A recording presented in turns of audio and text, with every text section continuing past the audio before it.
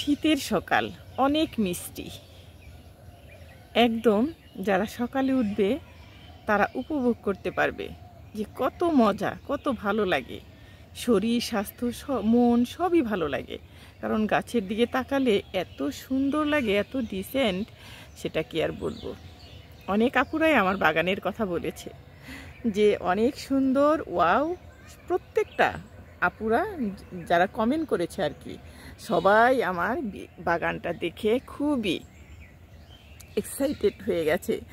বলছে আপু যদি যেতে পারতাম তাহলে অনেক ভালো হতো। আরেকটা ভাইয়া লিখেছে যে ওটা কি সত্যি আপনার বাগান? আমি আনসার দিয়েছি হ্যাঁ আমার বাগান। তবে আজকে গোলাপগুলো এত সুন্দর হয়ে ফুটেছে সেটা কি আর বলবো। দেখুন কয়েকটা কালার চলে আসছে।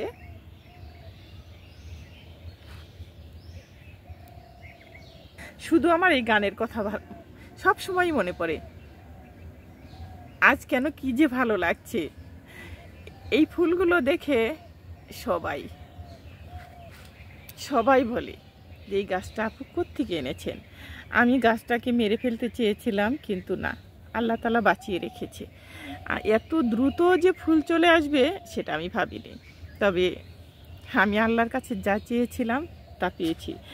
এখন এটাকে প্রচুর যত্ন করতে হবে। এত কলি আসছে, প্রত্যেকটা ডগায় ডগায় কলি চলে আসছে, অনেক ছোট ছোট অনেক আসছে, প্রায় হবে 20-30টা। একটা ছোট্ট গাছে যদি 20-30টা যদি এরকম কলি চলে আসে তাহলে গাছটা কেমন দেখা যাবে আপনারাই বলুন।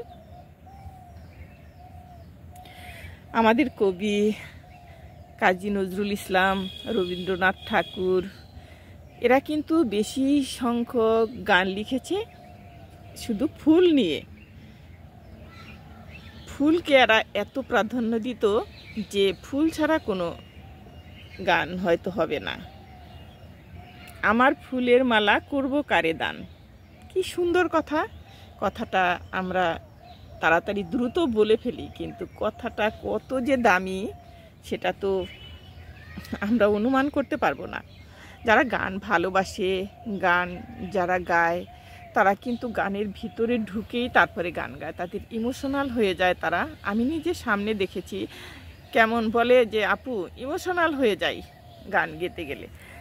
কলকাতার একটা আপু আছে, সে গান নাচ সব কিছুই পছন্দ করে। আজকে তাদের ভিডিও দেখলাম, বয়স হয়ে গেছে প্রায় 40-এর উপরে। তারা বান্ধবীরা একাত্ম হয়ে কি যে আগের মতো স্কুল জীবনে যা যা করতো সেটা সব কিছু দেখালো। অভিনয়, তারপরে গান, তারপরে রবীন্দ্রনাথের গান, তারপরে বাসা, রান্না বান্না, সবাই হই হুল্লা। শুধু ওনারাই, আশেপাশে হয়তো কেউ আছে তাদের দেখায়নি, কিন্তু ওনাদেরই শুধু দেখিয়েছে ক্যামেরাম্যান। আমার কাছে এত ভালো লাগছে যে মানুষের জীবনে এত এখনও আনন্দ থাকে। আর যারা আনন্দ, মানুষের সাথে আসলে মিশতে হয়, না মিশলে তো কোনো কিছুই জানা যাবে না। কারণ আমরা যদি না মিশি তাহলে আমাদের মনটা মরে যায়। মানুষের সাথে মিশতে হয়, কথা বলতে হয়। আপনার যখন মন খারাপ লাগে, আমার যখন মন খারাপ লাগে, আমি কিন্তু ইচ্ছা মতো গান গাই। গান গেতে গেতেই তারপরে আমার কাজ শুরু হয়। কাজগুলো করি মনের আনন্দে, আপনারাও সেভাবে করে নেবেন। আজকে বরাবরের মতো আজকেও আমার রান্না থাকবে মুরগির মাংস, কারণ মাংস, শাক, ডিম এগুলো ছাড়া এই বাসায় রান্না খুব কম হয়। সবজি রান্নাটা দেখানো সেরকম হয় না, তবে অন্য কিছু দেখাতে পারবো না। আজকেও আবার মুরগির মাংস দেখাবো। তবে আপনারা শীতের মধ্যে কি কি ব্যবহার করবেন, কি দিলে আপনাদের স্কিন গ্রো করবে, চুল সফট থাকবে, সিল্ক থাকবে, সেটা নিয়ে কথা বলবো। শিশির যেন টপ টপ করে পড়ছে গায়ে থেকে, কি যে ভালো লাগে। মনে হয় ওরা ধুয়ে মুছে একদম গোসল করে উঠলো। আজ হঠাৎ করে অনেক শীত পড়েছে, হয়তো সবাই আজকে বুঝেছে যে কীরকম। কালকেও কিন্তু ফ্যান প্রায়ই অনেকে একটু একটু এসি দিয়েছে।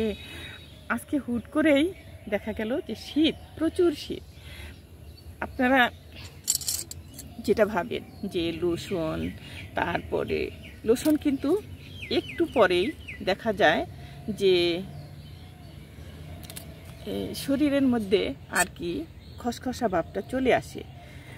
আর আমরা যদি অ্যালোভেরা ইউজ করি তাহলে কিন্তু সারাটা দিন আপনি গোসল করার পরে সকালে নামাজ কোরআন পরে একটু মাখলেন, তা তো অজু হাত মুখ ধোয়া হয়ে যায়। তারপরে আপনি মাখবেন হলো গোসলের পরে উজু করেন তখন মাখবেন এভাবে, যে এটার যে জেলটা মাঝখানে কেটে একটু ভিজিয়ে রাখবেন, এই 10-15 মিনিট ভিজিয়ে রেখে তারপর আপনি এটা হলো আপনি মাঝখানে যে জেলটা আছে ওটা বের করার পরে যে নারিকেল তেলটা ওটা আপনি করবেন, একটা কাচের বাটি, কাচের জিনিস ব্যবহার করা সবচেয়ে ভালো, একটা বাটিতে তারপর অথবা একটা কাপ, যে কোনো একটা কিছু থাক না কেন, ওটার মধ্যে আপনি জেলটা বের করবেন। বের করে জেলটা আপনি হলো একটা ব্লেন্ডারে অথবা যে কোনো একটা মিক্সড করে নেবেন, ভালো করে নারিকেল তেল দিয়ে মিক্সড করে ওটা আপনি শরীরে লাগাবেন। দেখবেন আপনার স্কিনটা এত সুন্দর হবে, এত ব্রাইট হবে, এটার চেয়ে মনে হয় আমি কোনো লোশন বা কোনো ক্রিম আমি পাবো না। কারণ স্কিনটা এত চকচক করে, শরীরটা আপনার হাত, মুখ, পা, গলা প্রত্যেকটা জায়গায় লাগাবেন, দেখবেন যে অনেক সুন্দর হবে। আপনি মেখেই দেখুন, প্রত্যেক দিন আপনি 3 দিনেই আর কি আপনি বুঝতে পারবেন যে আপনার কত গ্লো হয়েছে আপনার শরীর, চেহারা। সেজন্যে আমরা সবসময়ই ব্যবহার করব এরকম লোশন ছাড়া এরকম জিনিস দিয়ে। কারণ এটা যদি সুন্দর হয় তাহলে আমরা লোশন কেন মাখতে যাব? আপনার চেহারাটা এত স্কিন হবে, চেহারার মধ্যে একটা ছায়া পড়বে, সেটাও বোঝা যাবে। তারপরে শ্যামলা, যারা ফর্সা শ্যামলাদের বেশি ভালো লাগে, কালোরাও এটা বেশি ভালো করতে পারবে, কালোদেরও বেশি ভালো লাগে। এই জন্যেই ভালো লাগে যে তাদের চেহারার মধ্যে যে একটা চকচকে ভাব আসে, একটা মনে করি পূর্ণতা, তার চেহারার মধ্যে পূর্ণতা, মানে যে সব দিক দিয়েই মানে কি বলবো, চকচক ঝকঝকে। এটা আপনারা ইউজ করতে পারেন, দেখতে পারেন ইউজ করে, পর আমাকে বলবেন, আমি আপনাকে দেখানোর চেষ্টা করব।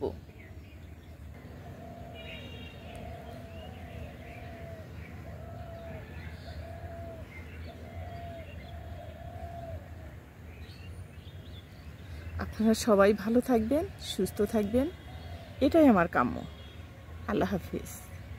মশলাটা আমি ডাইরেক্ট করে নিচ্ছি, কেননা সবসময় করতে পারি না। এখন মুরগির মাংস, গরুর মাংস রান্না করব, সেজন্য নতুন করে নিচ্ছি, ফ্লেভারটা ভালো আসবে।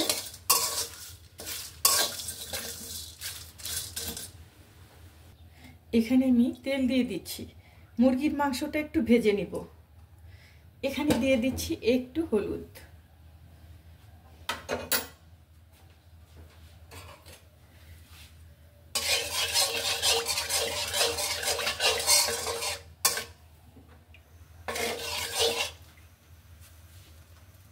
মাংসটা এখানে আমি দিয়ে দিব, একটু ভেজে নিব তেলে।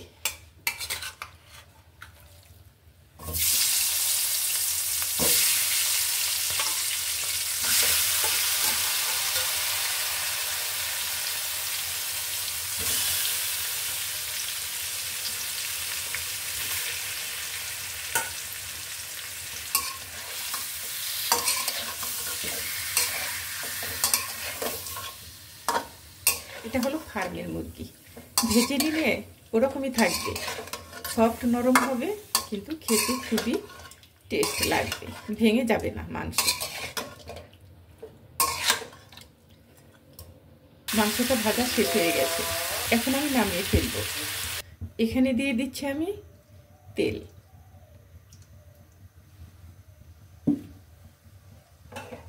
এখানে দিয়ে দিচ্ছি আমি পেঁয়াজ কুচি। সব মশলা ডাইরেক্ট করে ফেলেছি, সেটা মশলার আর বেশি প্রয়োজন পড়বে না, হালকা পাতলা দিয়ে দিব। এখানে দিয়ে দিচ্ছি তেজপাতা একটা, 4টে এলাচ, 3 টুকরা দারচিনি। এটা আমি ভালো করে ভেজে নেব।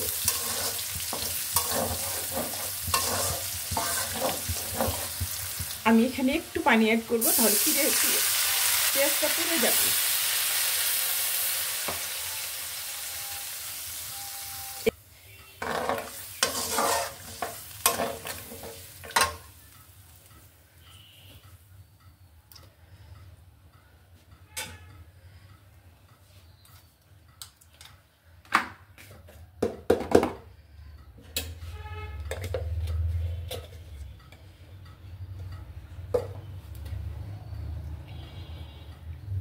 এখানে দিয়ে দিচ্ছি হলুদ 1/2 চামচ। হলুদটা আগে ইউজ করা হয়েছে মাংসের মধ্যে। 1 চামচ মরিচ, 1/2 চামচ ধনে গুঁড়ো, 1 চামচ জিরে গুঁড়ো, পরিমাণ মতো লবণ। এখানে দিয়ে দিচ্ছি আমি 2টো টমেটো। টমেটো দিয়ে মশলার সাথে ভালো করে মিশিয়ে নিব, ভালো করে কষিয়ে নিব। মশলাটা আমার কষানো হয়ে গেছে, মাংসটা দিয়ে দিচ্ছি।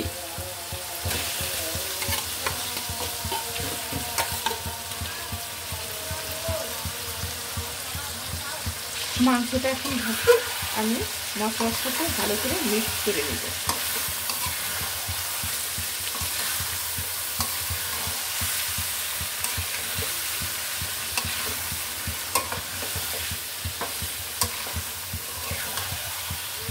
স্ট্রাকচারটা ভালো আসবে।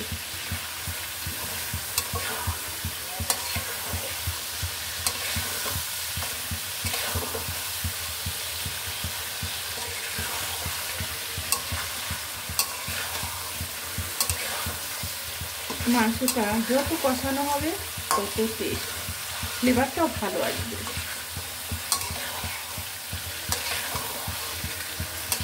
যখন দেখবেন যে শুধু তেল আছে, শুধু তেলটা আছে, তখন আপনি পানি অ্যাপ্লাই করবেন, তাছাড়া করবেন না। কারণ আমরা যা কিছু দেখবেন না কেন, মাংসটাও যে দিয়েছি তার মধ্যে কিন্তু পানিটা ছিল একটু, কারণ আমি আলতো করে ভেজে নিয়েছি।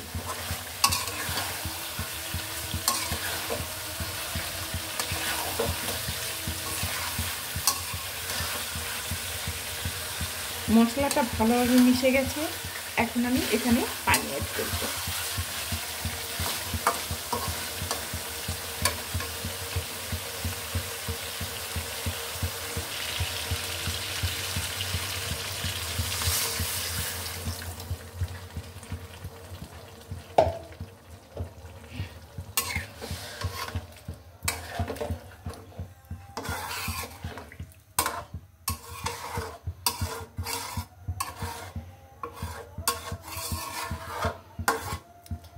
আমি যেভাবে রান্না করলাম আপনারা এইভাবে রান্না করে একবার দেখবেন, দেখবেন অনেক ডিফারেন্স।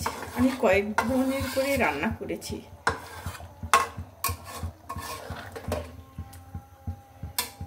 এখন আমি ঢেকে দিব। মাংসটা আমার হয়ে গেছে। আমি যে ড্রাই রোস্ট করে রেখেছিলাম মশলাটা, সেটা আমি দিয়ে দিচ্ছি। এটা সব এলাচ, দারচিনি, তেজপাতা, গোলমরিচ, লং সবই আছে এটার মধ্যে।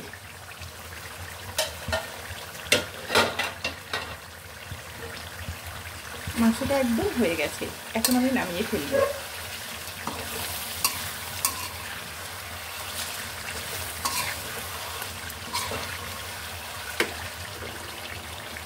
সার্ভিং ডিশে আমি ঢেলে নিচ্ছি। রান্নাটা কেমন হয়েছে জানাবেন। ভালো থাকবেন, সুস্থ থাকবেন।